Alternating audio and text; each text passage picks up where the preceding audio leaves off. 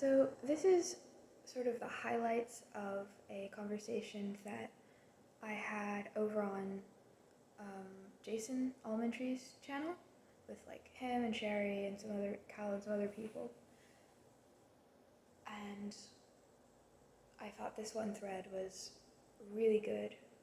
So, in the modernity, we have this lack of community, right? And also a lack of identity, personal identity. And you see this duality where simultaneously there's like hyper individualism and sort of everybody for themselves, or hyper conformity. So it seems like there's only two options. Either I just say who I am and I impose myself on the world and nobody else can tell me anything. And if you try to do that, that's imposing on my liberty. Or I'm just going to be a doormat and listen to everybody else and let them all tell me who I am and completely twist myself out of shape according to the whims of everybody around me. And there doesn't seem to be any. It seems to be just one or the other. And then there is a quote of George MacDonald's that Sherry read, and then she read a sort of rewriting of that she had made. And I've recreated the rewriting as best I can. I think I've got it, basically. Anyhow, I'm going to read both of those, and I think that gives a very interesting glimpse into why this sort of dualism exists and what is the synthesis out of it, what is the solution to it. So it is from his unspoken sermons on the consuming fire, and I'm sure it's familiar to many of you. Nothing is inexorable but love. Love which will yield to prayer is imperfect and poor, nor is it then the love that yields, but its alloy. For if, at the voice of entreaty, love conquers displeasure, it is love asserting itself, not love yielding its claims. It is not love that grants a boon unwillingly. Still less is it love that answers a prayer to the wrong and hurt of him who prays. Love is one, and love is changeless. For love loves unto purity. Love has ever in view the absolute loveliness of that which it beholds. Where loveliness is incomplete, and love cannot love its fill of loving, it spends itself to make more lovely that it may love more. It strives for perfection, even that itself may be perfected, not in itself, but in the object. As it was love that first created humanity, so even human love, in proportion to its divinity, will go on, creating the beautiful for its own outpouring. There is nothing eternal but that which loves and can be loved, and love is ever climbing towards the consummation when such shall be the universe, imperishable, divine. Therefore all that is not beautiful in the beloved, all that comes between and is not of love's kind, must be destroyed, and our God is a consuming fire. Autrement dit, nothing is inexorable but essence. Essence which will yield to prayer is imperfect and poor, nor is it then the essence that yields but its alloy. For if, at the voice of entreaty, essence conquers displeasure, it is essence asserting itself, not essence yielding its claims. It is not essence that grants a boon unwillingly, still less is it essence that answers a prayer to the wrong and hurt of him who prays. Essence is one, and essence is changeless. For essence constitutes unto purity. Essence has ever in view the absolute existence of that which it constitutes. Where existence is incomplete, and essence cannot constitute its fill, it spends itself to make more essential that it may constitute more. It strives for perfection, even that itself may be perfected, not in itself, but in the object.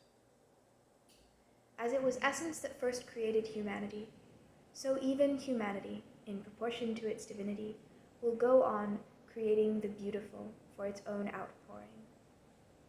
There is nothing eternal but that which exists and can be constituted. And essence is ever climbing towards the consummation when such shall be the universe, imperishable, divine. Therefore, all that is not beautiful in the beloved, all that comes between and is not of essence's kind, must be destroyed, and our God is a consuming fire. There's so much in that, right? You could probably write an entire book just about that. And I'm thinking about like the idea of the image of God being more and more perfected in creation, and like beauty, and what I had said in that one video about making the best of it, about how like the fruit of a loving communion is existence, and is beautiful and harmonious existence in the end. And then I was actually just reading an article, actually the finish of the article series that sort of originally sparked my whole like epiphany about beauty and God, but the finish was talking about how like beauty is personal, and it's God's delighting in himself, and that's also how creation works in the Trinitarian view. Like out of this communion comes existence, comes beautiful existence, lovely existence, and love. Yeah, but one aspect of those two paragraphs is, so you can sort of divide religious or spiritual traditions. Some of them are more personal and more in terms of like love and will and like guilt and forgiveness and stuff like that. Oh dear. And some are more abstract and more put themselves more in terms of like knowledge or maybe beauty and like essence and like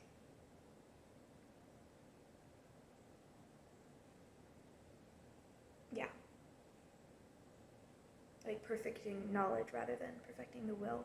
But you can see in this quote that those are two halves of the same coin. You could put it in terms of love, you could put it in love and like beauty, or you could put it in terms of like essence and existence, and again beauty. But it's the same thing that's being said, and so at least in my view, the traditions and the religions harmonize on this point. And it is a false dichotomy, again, another false dichotomy between, abstract, going for the perfect knowledge, or personal, the will, repentance, desiring God.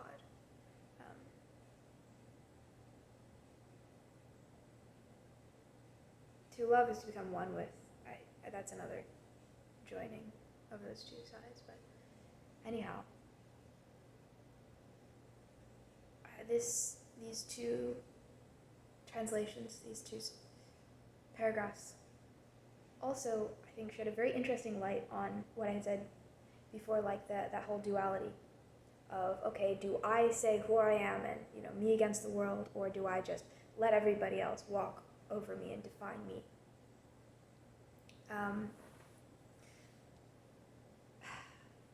There was another quote that got brought up in the discussion that said something along the lines of asking another person to simply let you exist, because existence is the bare minimum that one, and the basic right that one can demand from one's fellow creatures. And you hear that a lot, that sort of sentiment, in the sort of libertarian, more individualist ideal of just everybody do their own thing and don't impose upon another person. and like self-sufficiency and self-reliance and just let other people exist, and that seems like a very offhand sort of thing. But those McDonald quotes demonstrate that, that thing, like, okay, just let each other exist, just let each other be, is making essentially, if you go into the full meaning of that statement, to let other people or other beings exist, that's the same thing as that one verse, owe no man anything, or owe no one anything but to love one another, for he that loveth another hath fulfilled the law. So, yeah, in both cases, it's the idea that there's a basic thing that we ought to do to our fellow creatures, and this is just let each other exist. That's the same thing as saying love each other. If all that love is essentially letting the beloved exist, creating them more and more perfectly, then that libertarian ethic of just letting people exist, what that's really asking for is like the deepest, most intimate, and most loving communion between beings. If you really want to afford simply the existence of your fellow creatures, that's what it's talking about. That's what it's asking for. Which I think is funny.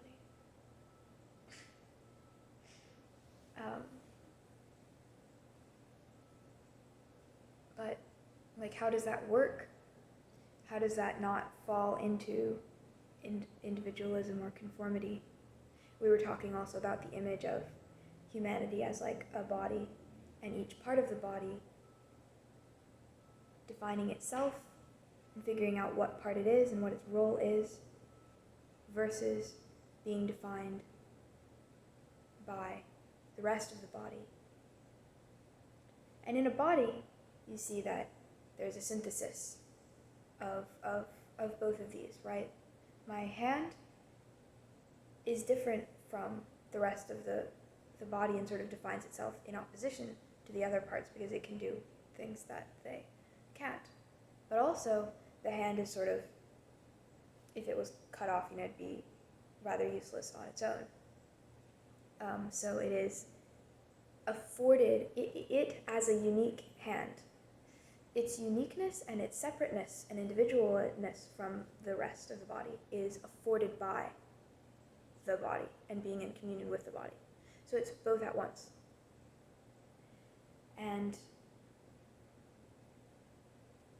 it's easy to forget this if you simply don't have many examples in your life of like healthy, loving relationships, as I think that many of us lack, and simply just don't know how that is, because with a genuine mutual loving relationship, such as is being discussed here, it's a synthesis of both. There is on both sides this respect, this like reverence, and almost this space that the other person gives you, or rather a space that they make in themselves for you. And that gets also into, I suppose, knowing by unknowing, and the Rilke line about guarding each other's solitude. But it's a very beautiful thing when you experience it.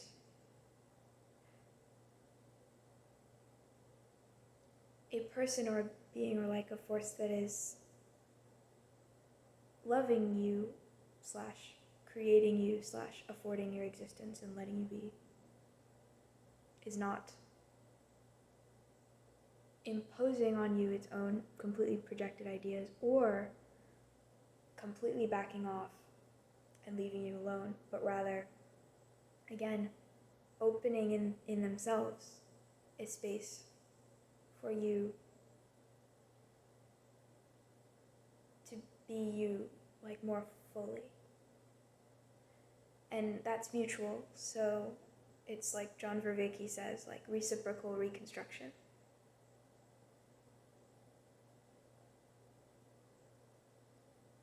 Yeah. And in this way,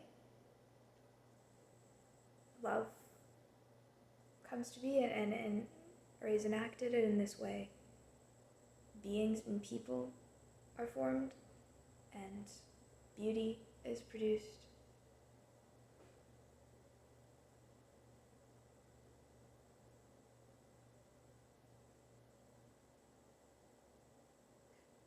Like everything is the fruit of that. And now I'm thinking about like the fruit of knowledge versus the fruit of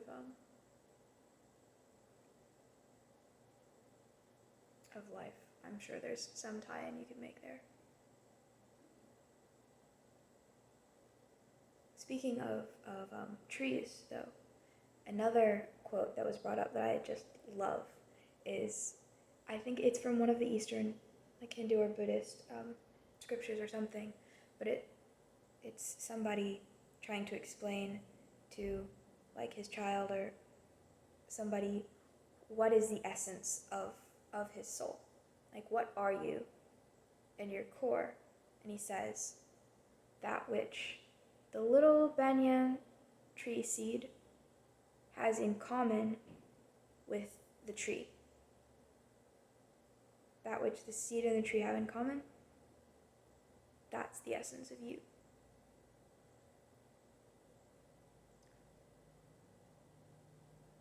That image speaks for itself. But like, I think it's speaking of the same thing.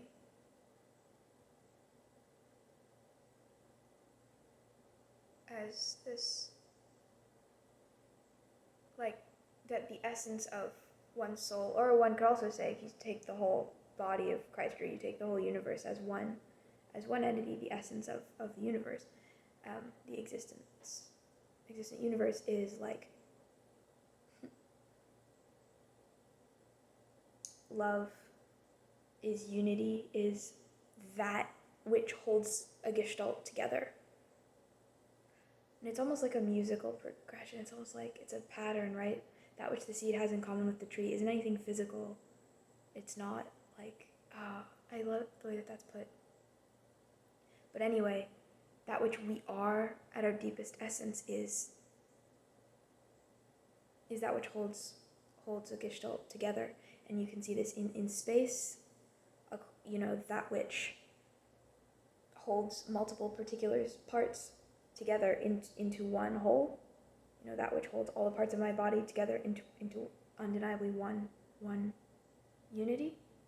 And in time, that which holds each particular moment of a life together into one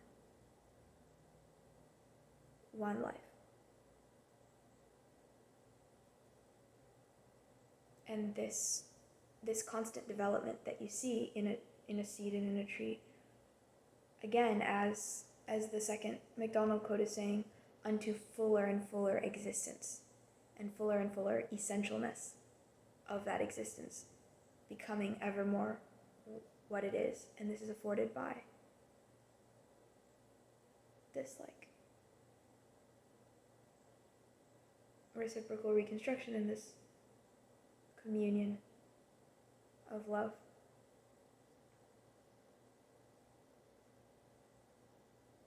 So existence is the bare minimum that we can demand from each other, and it's what we all owe to each other. Just to let each other exist, just let each other be. That is to say, love each other and make in ourselves a space for the other, and allow others to make themselves a space also for us.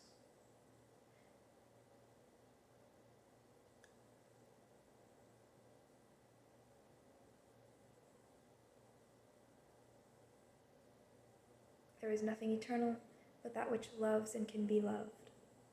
There is nothing eternal but that which exists and can be constituted. And love, in essence, is ever climbing toward the consummation when such shall be the universe, imperishable, divine.